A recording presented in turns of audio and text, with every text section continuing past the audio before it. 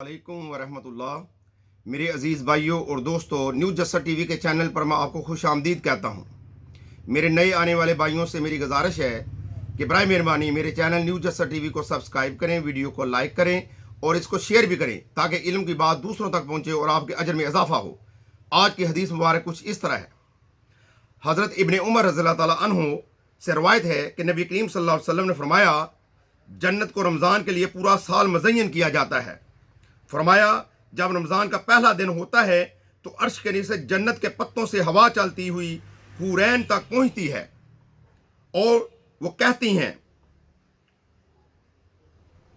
रब ताला अपने बंदों में से हमारे शोहर बना दे, हम इनसे अपनी आंखें ठंडी करें और वह हमसे अपनी आंखें ठंडी करें। यह हदीस इमाम बहकी ने 3 अहादीस शाबुल ईमान में रवायत की है। मेरे भाइयों और दोस्तों और बहनों, रमज़ान मुबारक का महीना इंतहाई बरकतों वाला है।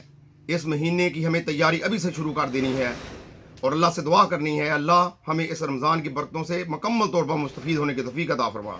आमीन सुम्मा आमीन। अस्सलामु अलैकुम व रहमतुल्लाह।